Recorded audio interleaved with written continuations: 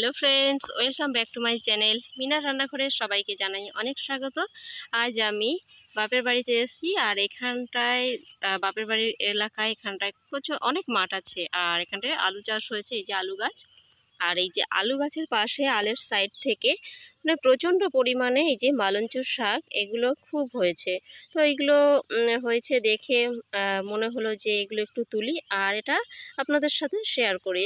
তো আমার এই যে মনীশবাবু আমাদের এখানে রয়েছে, হাতে ব্যাগ নিয়ে প্লাস্টিক নিয়ে। এখানে কি তুলেছো?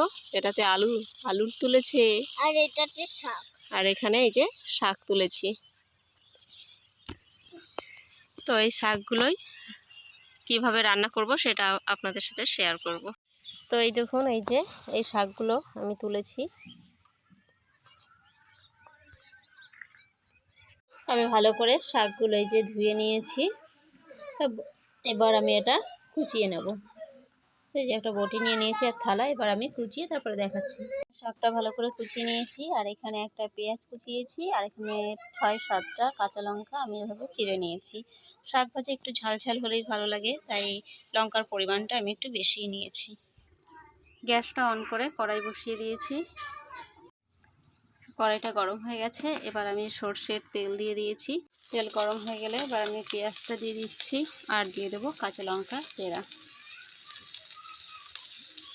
এটা আমি ভালো করে ভেজে নেব।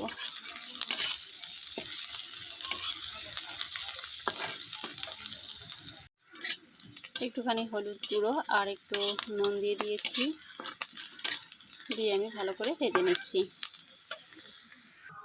তো পেঁয়াজটা আমি 2 মিনিট মতো কষিয়ে তারপরে এই যে কয়েকটা রসুন আমি এভাবে কুচি করে নিয়ে এটাও ফ্রাই করে নিচ্ছি।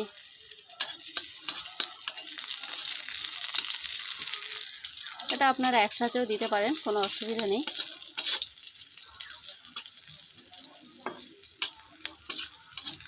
দুটো একসাথে আমি এটা মিলিয়ে নিচ্ছি আর এরপর যে কুচিয়ে রেখেছিলাম মালঞ্চর শাকটা সেটা দিয়ে দিচ্ছি। দিয়ে এবার আমি ভালো করে একটু পেঁয়াজগুলোর সাথে মিশিয়ে নিচ্ছি। পেঁয়াজ আর লঙ্কা যে ভেজেছি সেটা এর সাথে ভালো করে মিশিয়ে নিলাম। এরপর এর ওপর থেকে দিয়ে দেব পরিমাণ মতো নুন আর দিয়ে দেব হলুদ গুঁড়ো।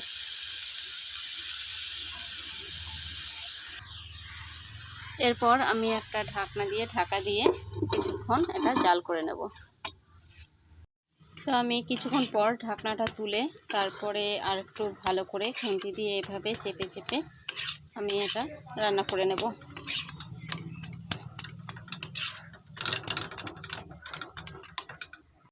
তো আমি কিছুক্ষণ ঢাকা দিয়ে দিয়ে এভাবে ভেজে নিচ্ছি।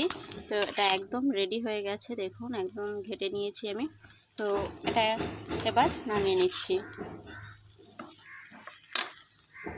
তো ফ্রেন্ডস, আমার মালঞ্চর শাক ভাজা একদম রেডি। আমি এখানে একটা প্লেটে নামিয়ে নিয়েছি। তো আপনাদের এই মালঞ্চর শাক ভাজা রেসিপিটা কেমন লাগলো কমেন্টে জানাবেন। ভালো লাগলে লাইক, কমেন্ট, শেয়ার আর চ্যানেলটা যদি সাবস্ক্রাইব করা না থাকে চ্যানেলটা সাবস্ক্রাইব করে পাশে থাকবেন। আজকের মতো ভিডিওটা এখানেই শেষ করছি। দেখা হবে পরের ভিডিওর সাথে। ততক্ষণ সবাই ভালো থাকবেন, সুস্থ থাকবেন। টাটা।